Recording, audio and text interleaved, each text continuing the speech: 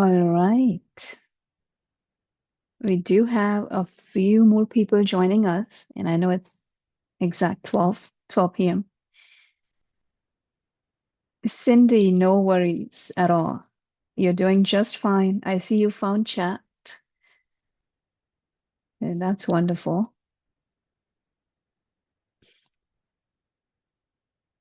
So to respect our time, I think we should begin so you guys can ask me questions at the end. My name is Mana for those of you who are joining us for the first time. And I want to welcome each and every one of you to our Mediumship 1 info session. Whether you're joining us from just down the street, I do see some names, or from somewhere across the world, I want you to know how grateful I am that you've chosen to spend some of your Saturday with me. So I know life is busy and weekends are crazier, right, for everyone. Families and work and deadlines. Maybe there's laundry waiting to be folded, emails. So anytime someone intentionally sets aside for personal growth and healing and even curiosity, right? We never take that for granted. So thank you for being here. And I mentioned earlier today that for these complimentary sessions, we keep the video and the audio turned off. These are posted on Eventbrite, right? So I don't know who's joining in, and we've had some bot attacks in the past. But you should be able to chat with me. You should be able to put all your questions in the chat. And before we begin, if you don't mind, for those of you who just walked in, just put your name in the chat so I know you're here and also where you're joining us from. Also, if anyone wants to add what actually called you here, right? What made you click sign up on Mediumship One? Maybe you've had an experience that you couldn't explain. Oh wow, Palm Springs, Cindy. That's gotta be hot out there today. Maybe someone you love has passed away, or maybe you're just curious about mediumship, right? Or maybe you've always felt things differently. Maybe you don't even know why you're here. You just felt pulled. So, whatever the reason is, just take a minute and not necessarily for me, but for yourself, if you could just put in the chat your intention. What is drawing you? What is pulling you towards mediumship? So just please put that in the chat.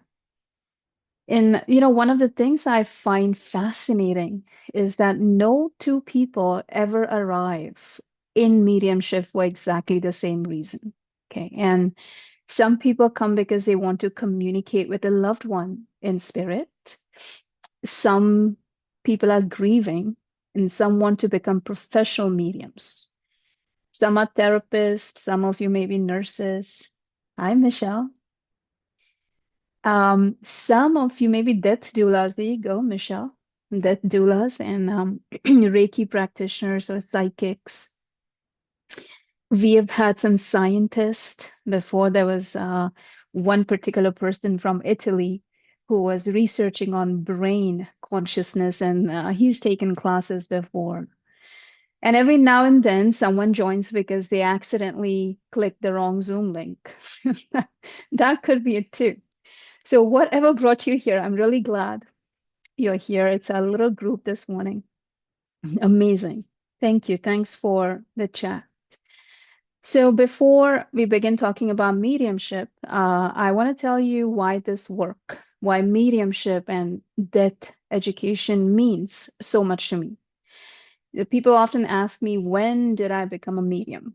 Okay, and I have been aware of spirit for as long as I can remember.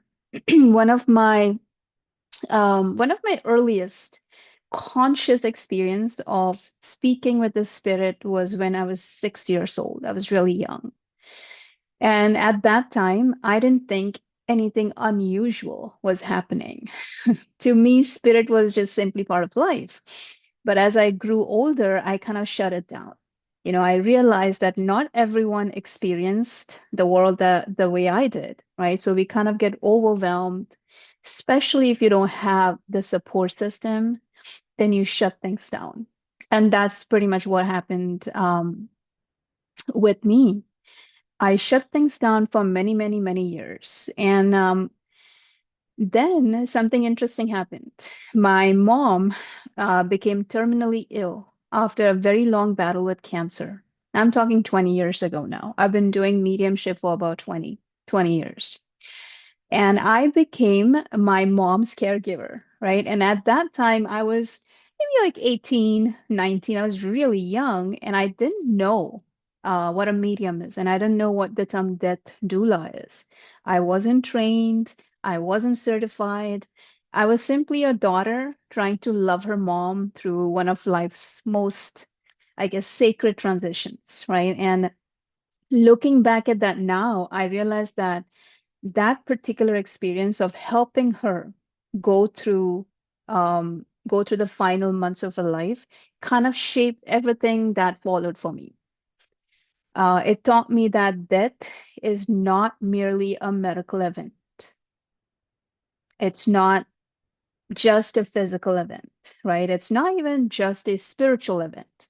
It's actually a profoundly human experience. We are all going to have it at some point, and it affects families, it affects relationships, identity. It's going to affect your purpose and ultimately your understanding of life itself. And I think that's what happened with me when my mom was dying.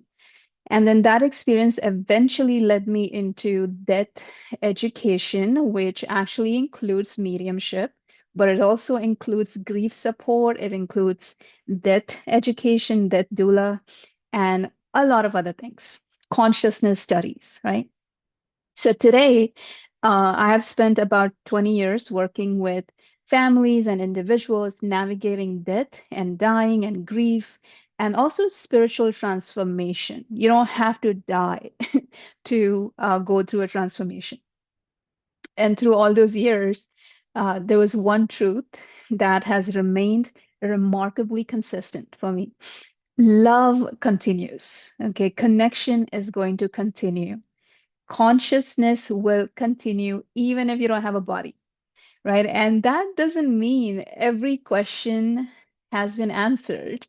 It doesn't. I don't have answers to all questions, but I have witnessed enough I've experienced enough to know that um, death is not going to end anything. Okay, it's not an ending. It is not the ending that our culture often believes it to be.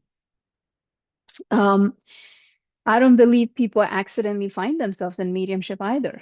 Okay, so there's got to be a reason why you guys are here. Perhaps you have sensed that someone was standing beside you by the bed, as a child, or maybe you had dreams where you met your loved ones, right? Your grandparents came to visit you, or maybe you were working on your computer and someone just like whispered your name in your ears. I don't want to freak you out, but those things are quite possible. Perhaps you've known things before they happen, right? You may know like something's going to happen with a friend and it comes true. And maybe you've lost someone you love. Like I lost my brother last year, and he was my younger brother. He was 3 years younger to me. And when I went through that, the question I had on my mind was, is he still with me? Is my brother still with me? Even though I've been practicing mediumship for 20 years. Or perhaps you simply feel that there's more to life than what we can see with our physical eyes, right? And if any of that resonates, you're in a very good place, okay? You're very good company. Sometimes before our mind understands, your heart already knows, right? That must have happened with you. So before we start talking about mediumship, let me just bring up the slides for those of you who like visual information. I do have some slides for you. Before we get into the complexities of mediumship. I do want to talk about it a little bit today.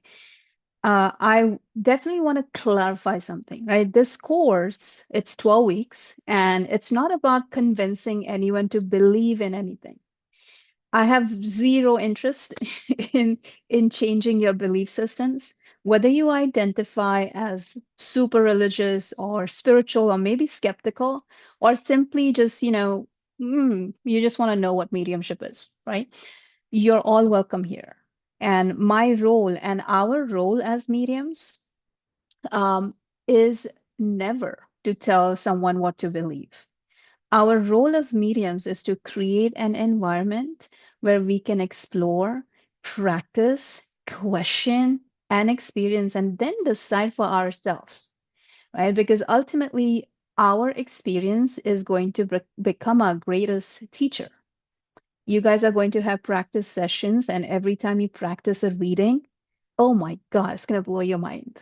Right? Every single time you practice a reading, you'll have a little bit more trust in yourself.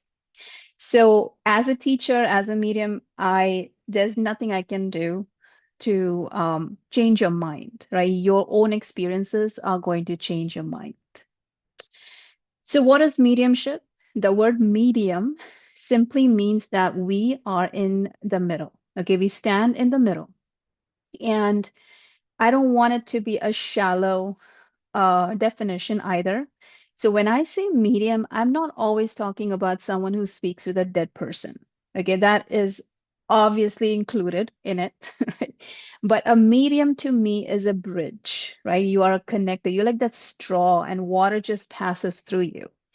And in this context, someone who can very effectively communicate between two different states of consciousness. One exists in physical form, like you and I, this computer that we are using, your phone, the seat, your house, your car, all those things are physical manifestation of energy, right? You can touch it, feel it, taste it, smell it.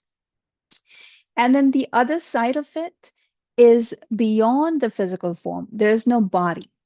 Okay, there's just energy, there's just vibration. And you, as a medium, you're right in the middle of that. And you make it possible for those two worlds to combine, to come together and connect, right?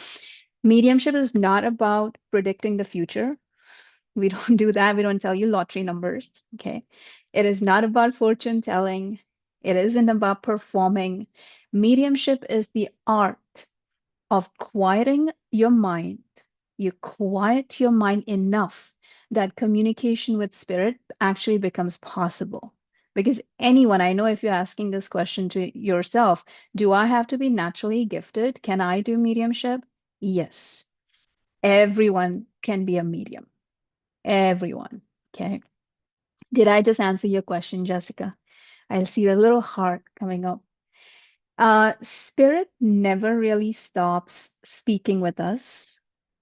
Okay, and I know I'm throwing some words out there like spirit and soul. We will have 12 weeks to dive deeper into what does spirit mean? What is a soul? What's the difference between a spirit and a soul? Um, the reality is the dead folks that you're trying to speak with, they're always around you. Okay, energy doesn't disappear. We need to know how to listen to them. So this training, um, that distinction changes everything, right? Throughout the 12 weeks, you are going to spend far less time trying to get messages, trying to look for the butterflies, trying to look for the birds flying in the sky, uh, and far more time becoming the kind of person through whom clear communication naturally flows. You are the channel, you're the straw. Just think of yourself as a straw and the water passes through you. Okay. Because a very clear human, a very clear straw becomes a very clear medium. The greatest instrument, I'll tell you this, forget all the techniques in the world, and I'll teach you many in the 12 weeks, but the greatest instrument you're ever going to use for mediumship is you. For Reiki is you. For psychic is you. whatever energy work you're doing, the greatest instrument, your asset is you. So one of the things that makes our mediumship program a little different is that we don't begin with spirit. Okay, we're not going to go directly to seances or to speaking with dead folks. So we don't call them dead people. We are going to call them post-material bodies, but we don't begin with them. Okay, we are going to begin with you. Most people think mediumship kind of starts by learning how to communicate with the dead, right? But those are very superficial programs, to be honest. I believe that mediumship begins by understanding the instrument doing the receiving, you. So, over the 12 weeks, we explore four essential dimensions of your experience, human experience. The first one is your body, then you have the energy system, your mind, and your soul. And I'm just going to touch upon these lightly because we don't have 12 weeks today. Right? So I'm just going to go little by little in each one of these, and hopefully that will help you a little bit. Each one of these dimensions play a very vital role in mediumship. Okay, so your body, right? Your body is what? Your body is all the tissue and the bones and everything you can touch, all the organs in your body.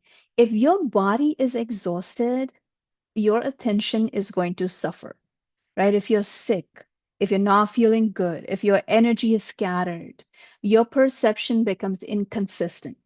So think of a radio tower, and I love this example because it's so easy to understand that. The radio tower is you, and if there's too much static, too much noise, then the signal is not going to be clear, right? And that's your mind and that's your body. If your mind is filled with fear and judgment and constant internal chatter, it's really difficult to discern what belongs to you and what belongs to other people, right? We don't really know that there's a signal coming in because there's just so much going on right here. The freeway is jammed. How are you going to get through it? So your intuition becomes clean, your confidence grows, but we have to study the body. Okay, so we kind of go over the body. Think of your body as your home. Okay, think of your body as your home, and your energy system is the wiring inside the house, inside the drywalls. So if your body is the home, the nadis, meaning the little channels that run through your body, you don't really see them. There's 72,000 of those. They are like the wiring behind the drywall, as I mentioned. And then you have chakras, right? So we kind of work with seven, but there are way more than seven chakras. The seven chakras are like the seven main freeways, okay? So you have the wiring, and I'm giving you a lot of examples here just to make it cleaner, right?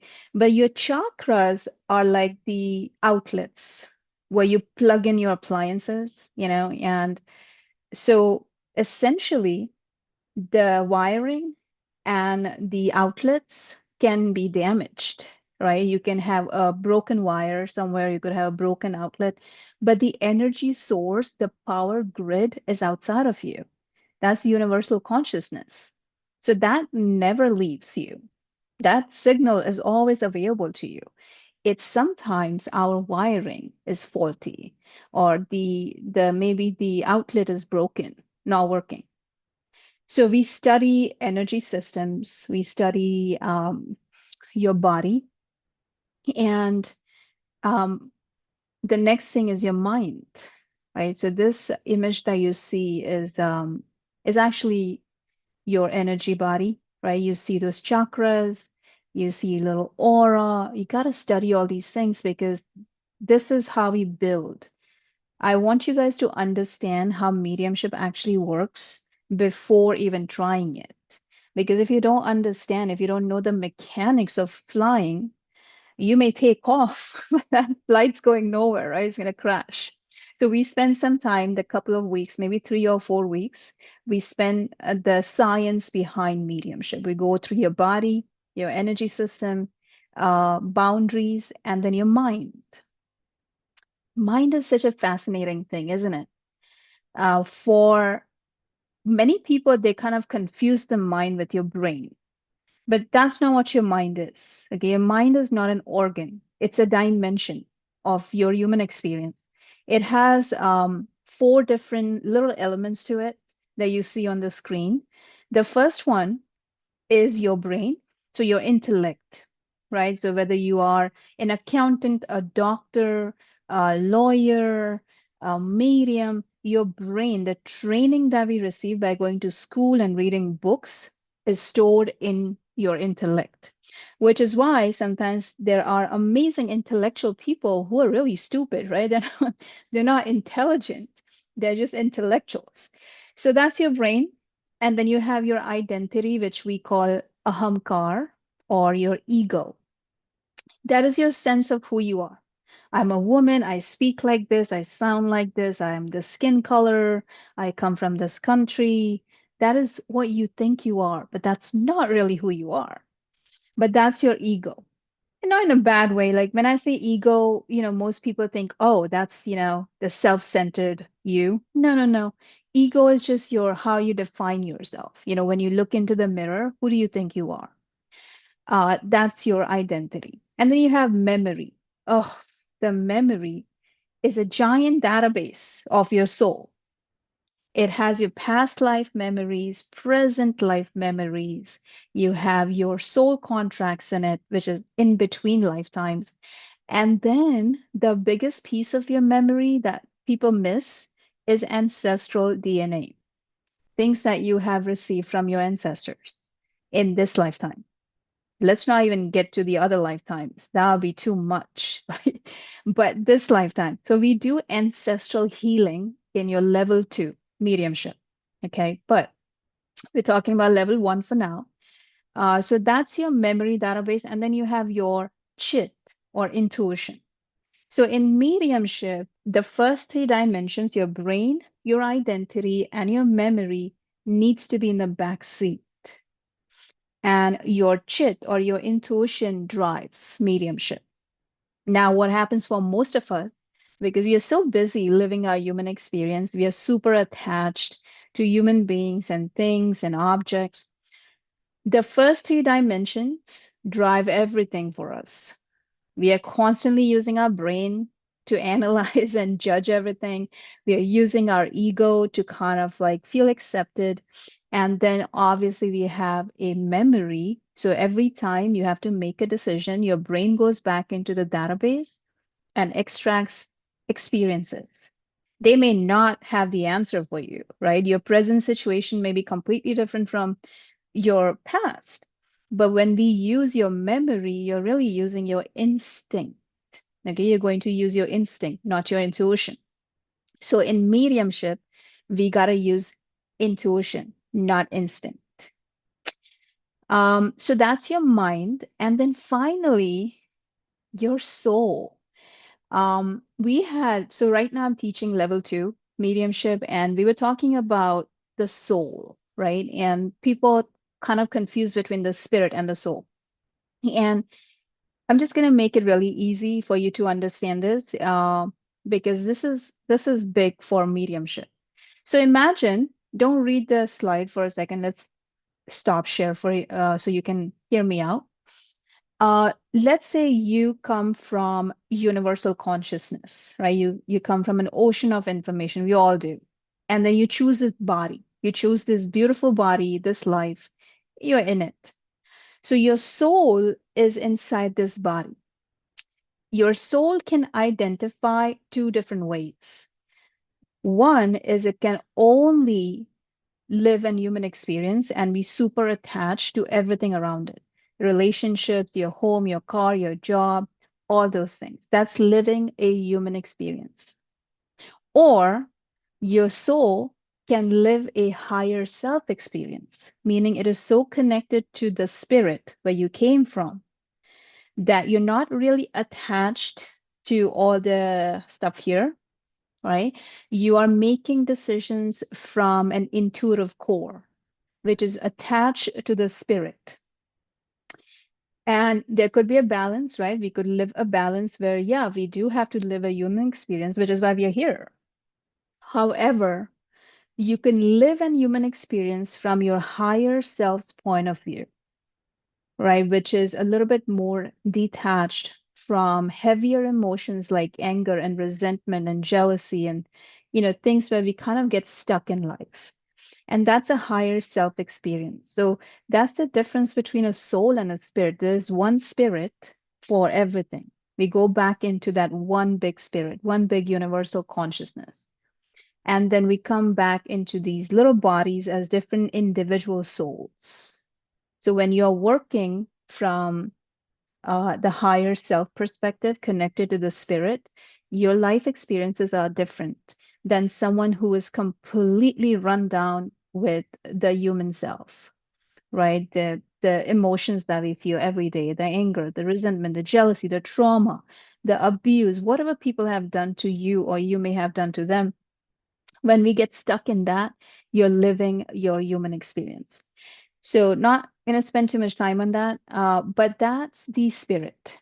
And all those different elements come together, your body, your mind, your energy system, and your soul to make mediumship possible for you. Now, if you don't live, think of this slide. I love this one. Some of you may have seen it before because we use this particular slide in death doula. I think we use in there. We use it in sometimes in psychic work too. But the reason I want you to look at it this way, your body is the upper layer of the ocean, right? Where tsunamis and waves happen, all kinds of emotions, all those things happen at the top level. Then your mind is the second layer where sunlight hits, right? And your mind should lead your body. Your body is your compass. Okay, your body tells you where your mind is. So you have complete control over your body if you know how to quiet your mind. And then you have the soul, which is the oldest, the more steady, the higher self version of you. That's like the ocean bed. It's very steady and rock solid, and it's been there forever. Doesn't matter what's going on at the top. It's kind of steady for the most part, right? So that's your soul. And we have to live in all the three layers of us. If you decide to live just a physical body, just a human being, you don't believe that life continues after you die. When those people die, excuse my language, they become biggest pain in the ass, okay? Because they never believed that life continues after death. And when they die, now they're confused because the body's gone, right? And they take a minute to adapt. Okay, it takes a minute to kind of like find your grounding. And then there are people who are, super spiritual. All they do is do spiritual training and they're completely disconnected from the body, do not care about the body. But, mediumship happens in your body. You're going to get all the information in your body. So if you're outside of your body, then mediumship is not going to work. So you still have to be in each layer of you, body, mind, and soul. And that's where mediumship is possible. Okay, if you are living any one of these, it's going to be a very disconnected experience with your intuition. Then, lastly, I want to touch upon some of these other concepts that remember that it's a 12-week training. I know this can feel really overwhelming right now, but we go into each one of these elements. And then from around week number 5, we begin to practice. So I'm going to teach you a technique, and then we'll have a sitter, meaning a client, come in, and we all read. We do mediumship readings because if you don't practice, this is going to go nowhere for you. Promise you that. Okay, I can talk about mediumship all day long, but if you do not practice mediumship, it doesn't grow. Coming back to this slide, you're really quick. The universal consciousness is the ocean of information that's out there. We all come from it. We're all going to go back into that. And if we, people ask this question, if you are a fine-tuned instrument, if your body, mind, and soul is amazing, everything's working fine, where does that communication actually come from? Right? Where's this dead person? Where are they located? Is there like some place that where we need to go access them? What it comes from universal consciousness. It comes from the ocean of information out there. Um, One of the things I love about this course and then level two is that it invites us, you and me, to become super curious about things because none of us have every answer, right? We are all students of consciousness, and over the years, different cultures have described universal consciousness differently. Some call it God, right? Some of you may call it source. Some of you call it the spirit. Some call it the universal intelligence. Reiki practitioners will call it the key, right? Collective consciousness, divine mind. I mean, there's so many different labels that we give. Whatever language resonates with you, the underlying idea is the same. That consciousness is not isolated, it is connected. You and I are connected to each other, which is why I can read you, which is why I can do a psychic reading on you, which is also why I can read a dead person, because we are all kind of in the same spider web. So imagine the internet. Every computer has its own screen, its own keyboard, right? Its own identity. Yet all of them are connected to something much larger. And mediumship is just like that. We each experience ourselves as separate individuals, like separate computers with our own little screen and lens. Yet beneath that, a much greater field of consciousness exists, which is how all these computers are connected to each other. And as mediums, our work isn't to force that communication. Our work is to learn how to become receptive. How can we receive? How can we receive that vibration from the spirit so we can speak of it, right? And that's the training. Vibrational resonance is really important concept. I'm going to give you a quick example of that. We'll move on from it. Think about an empty glass. If you've ever seen, there's a really interesting video on YouTube that demonstrates resonance. So you take an empty glass and you put it in front of a loudspeaker, right? And allow the loudspeaker to blast music at this glass. At some point, the vibration of the sound coming from the loudspeaker will match the empty glass, and the empty glass is going to explode. It's going to crack. So that is vibrational resonance, meaning we meet vibrations that are equal to us. Okay, whatever your vibration is what you're going to receive. So if you're grieving, your experiences are going to be shaped by grief. If you're happy, your experiences are shaped by happiness. So it's really like being a radio frequency. And remember that doesn't apply to just mediumship. It applies to your everyday life, which is why I love mediumship, because how you show up.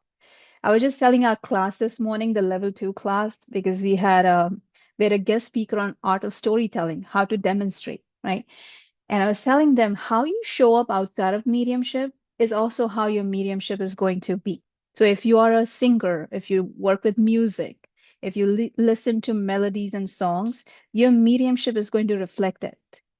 Okay, if you have a photographic memory on names and dates and stuff like that, your mediumship will be filled with names and dates. If you are a producer or a director and you direct movies, your mediumship is going to look like a movie. You're going to paint a picture. So how you show up outside of mediumship is also how you show up in it. So then we have the pineal gland. Where does it all happen? It is in your brain. Okay, it's an actual organ that sits in the back of your head, and it allows us, it's like the portal, right? It allows us to bring that information in.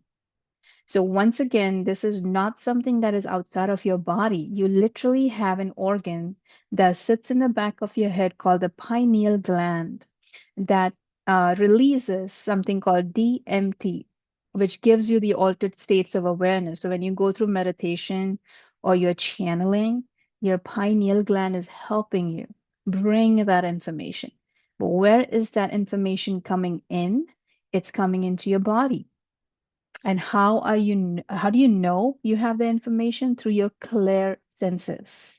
Your clear senses like clairvoyance, clairaudience, clairgustance, there are 8 different clear senses, is how we are able to understand it. So for instance, if a spirit walks in and they try to show me how they passed away, my connection to the spirit is through my pineal gland. I'm going to see the information because I'm very clairvoyant. I'm going to see it in my third eye. And that's my clairvoyance, is how I'm going to then describe it. So, what does that mean? It means that if you're not in your body, you're not going to be able to do mediumship. If you are someone who just lives outside the body, you like astral traveling, you're checked out, you're living like a robot, maybe there's a lot of stress in your life, or your body's not feeling good. Perhaps you went through surgery, maybe there's some abuse, physical abuse. All those things mean that you're checked out of your body. Your soul is not in the body. It's kind of hanging next to it, which is why you missed the stoplight, right? Or maybe you sent a text message to someone that you should have never sent. You're like, oh shit, I should have never sent that text. Those things happen, or you put your finger on a hot stove, right? That happens when you're not consciously in your body. Okay, for as a medium, we gotta be in the body. And I think that's the best thing I received from this was the art of consciously staying in the body as much as possible. And when I'm not in my body, I know. Like I know that I'm like checked out, I'm bored, not interested, but I consciously know that I'm operating as a machine right now. Um, okay, so what actually happens in the 12 weeks of your training? I'm going to open up for some questions in a minute, but something remarkable happens 12 weeks of your training. The first thing that changes is your trust in yourself. With every reading you do, you are going to stop dismissing your intuition. Okay, you're going to become super curious. And the more validations you receive, the more amazing readings you do, you're going to be like, man, like my intuition is amazing. It's on point. Of course, you're going to learn evidential mediumship, meaning you're going to practice readings and receive information. You're going to receive feedback from clients. You're going to work in pair partners in class. You're going to develop your intuitive faculties.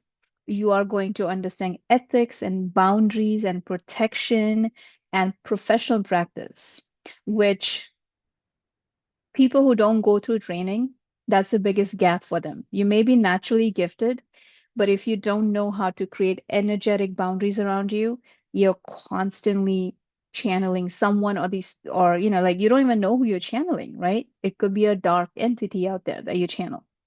So you got to understand how energy works and how you can protect yourself and your client when you're doing mediumship. So, because mediumship, at its heart, is really not about speaking with the dead folks. It's really about speaking with yourself first, listening to your own spirit. That's the number one thing, right? Because if you don't know how to do that, you will not be able to listen to some outsider, like some dead person out there. So we've spent some 40 minutes, right, exploring mediumship and how communication may occur, and perhaps most importantly, why this journey begins with ourselves. Uh, One of the questions I'm asked often is, will I actually be giving readings? And I think I answered that a couple of times, yes. And this is not simply a theory course, okay? This is not something like this where I just give you lectures every Sunday. Uh, it's a course where we want to develop, right? We will have to learn different techniques and then we practice every single week. Our classes are going to meet once a week on Sundays, live like this on Zoom, 9 to 11 a.m. virtually. There's never going to be a in-person class. It's all online. It's going to be interactive. You'll study, you'll practice readings. There are going to be weekly assignments for you. So initially, most of the assignments are just with yourself, but then we begin to build on it, and you'll have to work with other folks in the class too. Um, what else? Let me just open up to your questions. Let's see what questions you have. If you could just put those questions in the chat, I can take some of them right now.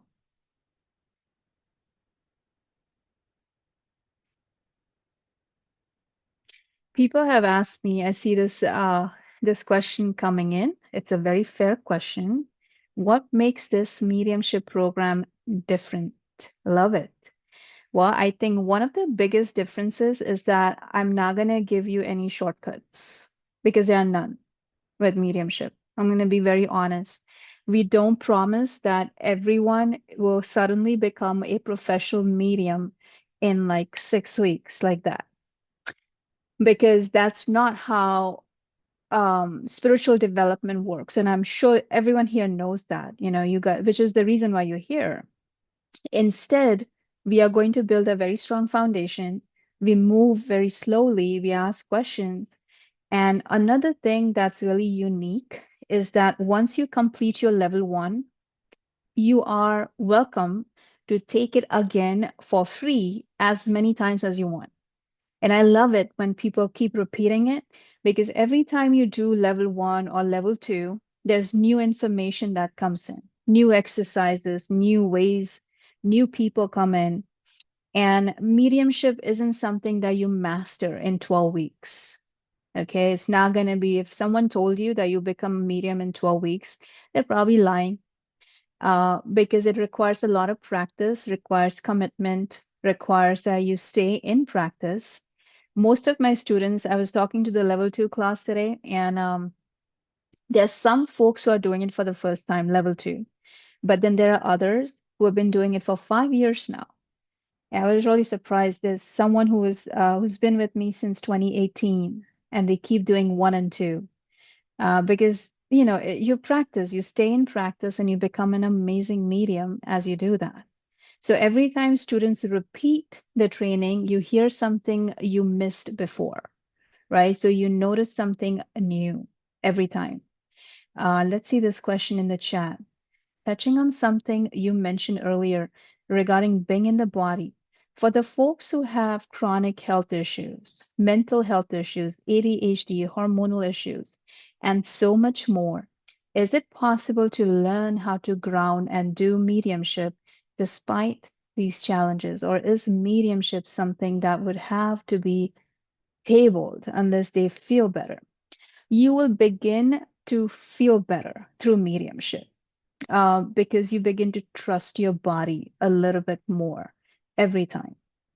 And which is what I love, as a child, I've been through tremendous sexual abuse as a child. And the thing that really helped me be in my body, I was one of those people who were just out, blah, blah, blah, outside, never in my body, loved it, loved my dreams and astral traveling, because being in the body was so traumatic, right? Being in the body reminded you of things. I was stressful.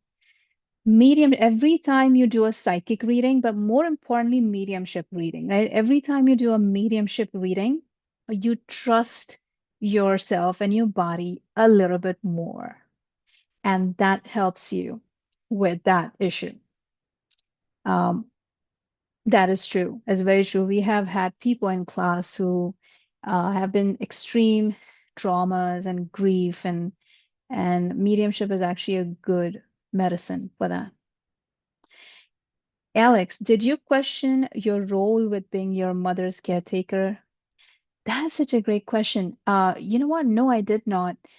I Someone asked me that question yesterday at a guest, and they were asking me about it.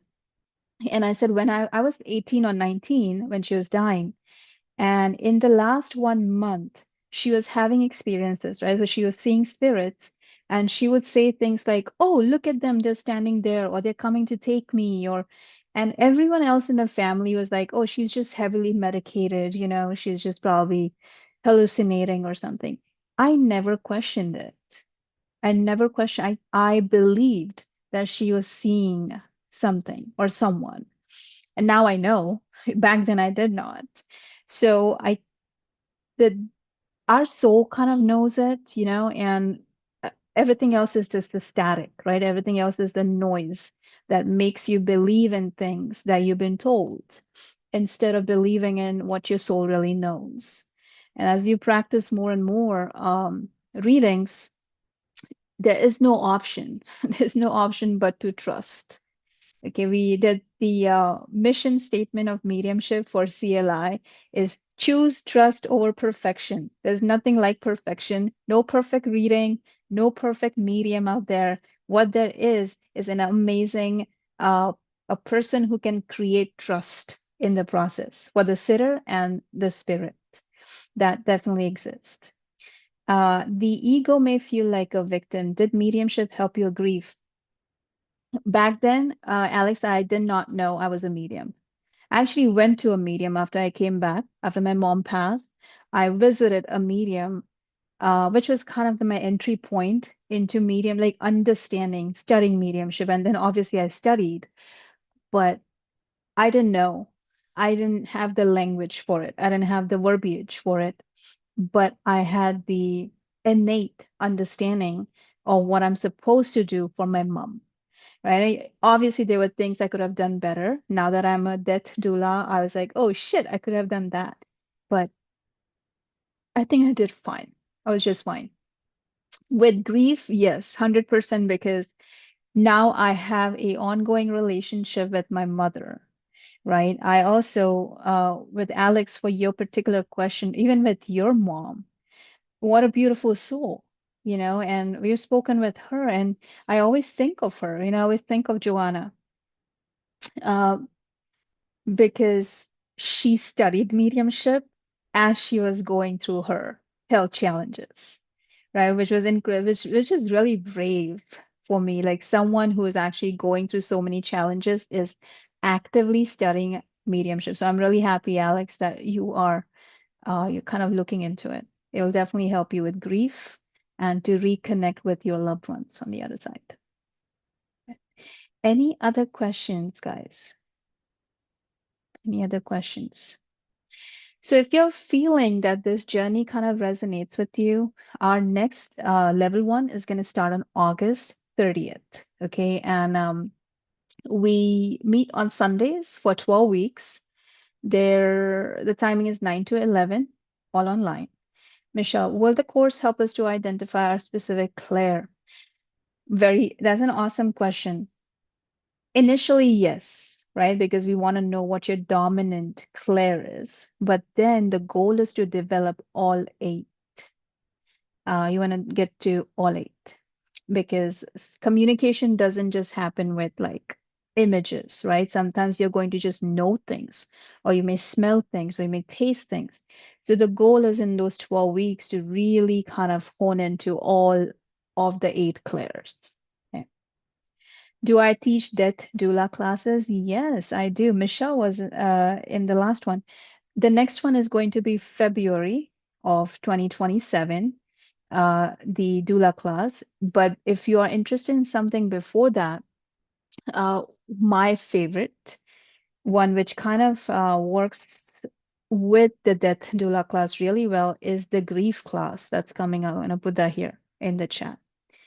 Thank you, Michelle. The trauma-informed grief certification is going to start in, let's share this with you guys. That's the website that I put in the chat. So if you go on the group certifications, there's a class called Advanced Trauma-Informed Grief Educator. It's not about death, really, it's grief, right? It can be grief from a divorce or separation, or you want to help someone who's grieving. So that's coming up in September. And if you scroll down, you'll see the end of life support doula training. It's in February 2027. And I'm glad you asked that question because people kind of go from one to the other, right? So you can start in level one mediumship and you realize very quickly that grief and death doula work, they kind of complement to mediumship. If you're a good medium, then you're going to be an incredible death doula. If you're an amazing death doula, you're obviously going to be super curious about mediumship. So it's already under the big umbrella of death education. So people kind of go into one and the other. Level two mediumship is focusing on you. So we do a lot of shadow work. And then the last 7 weeks of your level two mediumship is ancestral healing. Okay, but to get to level two, you have to do level one. Um, and take it slow. You don't need to. Here's the other thing too. I'll advise you not to sign up in too many things at the same time, because some of these classes are the psychic class is fun. Okay, the psychic intuitive. I think Jessica and do I have Joanna's here too? Josie and Jessica. They were in the psychic class. Psychic class is light and fun, right? Because you study different things like pendulum and dreams, and it's very light to me. The mediumship is very uh, it's a crazier it's a crazier class because there's a lot more going on, lots of assignments and work. So I wouldn't do like two things at the same time. Do one at a time, pace it out, give yourself the time to breathe. And these classes are repeated every year, twice a year sometimes. So you're not going to miss out on anything. And begin where you feel like you resonate the most. If you want to start with grief, that's coming up in September. If you want to start as a medium, coming up in August, you decide where your heart is pulling you. Okay. Any other questions before we wrap up today? I'm a little bummed that I cannot see you guys on these sessions, on the free sessions, but at least it keeps our, group safe from any kind of bots attacking the session and drawing things on the screen as they have in the past. The level one, Michelle, starts on August 30th. So if you go, once again, we do have, the thing I did not mention is we do have payment plans. Okay, so you see on this slide here, Mediumship 1, August 30th. The price, everything is listed on the website, but if you need a payment plan, all you have to do is reach out to me. Just drop me a line. My information is also here. Contact details, you see that? Mana at clius.org. Just drop a line and say, hey, I need a payment plan. I can make the whole payment at once. You can also inquire about scholarships. Sometimes we do have scholarships available. But we don't know about that. Like the scholarships are given out maybe a week before the class begins. So we may not know until like August if we have any scholarships, but we do have that. So just reach out and ask about payment plans and scholarships and all that good stuff. Yeah. I'm gonna stop share. And any other questions?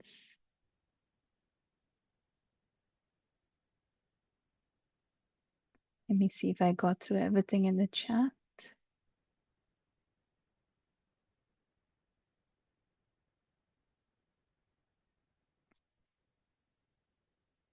Beautiful. No more questions, guys. So let's wrap up and we can go enjoy our Saturday.